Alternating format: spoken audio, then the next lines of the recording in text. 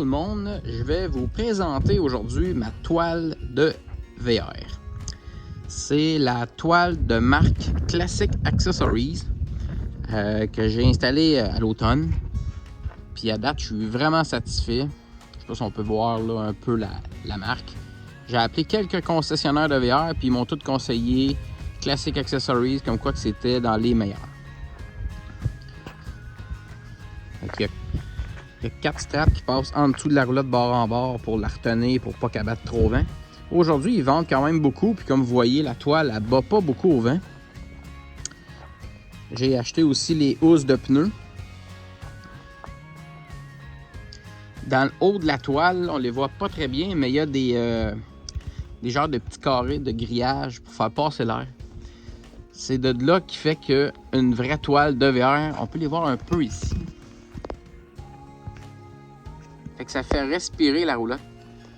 C'est pour ça qu'ils disent qu'à briller une roulotte avec une bâche ou quelque chose du genre là, dans chez Galadin Tire, quelque chose comme ça, une bâche bleue, une bâche verte, comme quoi que c'est vraiment pas bon parce que ça respire pas. Tandis que cette toile-là, c'est parfait. Il y a des systèmes d'aération pour prévenir la moisissure et pour que tout reste sec à l'intérieur. Sur le top de la roulotte, le dessus de la toile est comme doublé blanc. Fait que quand il n'y a pas de neige, bien, au moins, c'est moins chaud pour la roulotte. Puis après vérification, quand il y a eu de la pluie ou de la neige fondante, le dessus de la roulotte là, était vraiment sec. Fait que l'eau passe pas à travers. Ce qui fait qu'au bout de la ligne, tout reste propre. Le seul petit point par contre que j'ai fait, j'ai mis sur le coin de mes gouttières des guenilles que j'ai tapées, des petits linges, pour pas percer la toile avec le vent et tout ça après quelques mois, probablement que ça leur a endommagé mes coins. C'était une recommandation de la compagnie.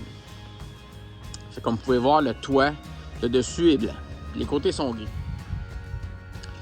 Fait qu'il y a des grands zippers du côté de la porte qui fait qu'on peut avoir accès à l'intérieur de notre VR. Puis même, j'en ai en arrière. Je pourrais ouvrir le panneau d'en arrière si je voudrais avoir accès à mes coffres en arrière ou ma cuisine extérieure. Puis comme vous pouvez voir, ben, le VR en dessous, il est parfaitement propre. Aucune coulisse noire, aucune poussière. J'aurais absolument rien nettoyé au printemps. Fait que juste ça vaut vraiment l'investissement. Côté prix, ben, j'ai acheté la toile sur Amazon. J'ai payé aux alentours de 300 $. Je suis vraiment pas là pour vous dire d'acheter sur Amazon puis encourager ce type de commerce-là. Mais plutôt un message pour les vendeurs de VR et les concessionnaires de VR. J'ai appelé 5 places qui vendaient exactement la même toile. Puis ça jouait tout entre 6 et 800 $. Quand sur Amazon, c'était 300 pour exactement la même chose. Fait que peut-être plus un message pour eux de peut-être revoir le prix à la baisse parce que c'est plutôt eux qui encouragent ce type de commerce-là.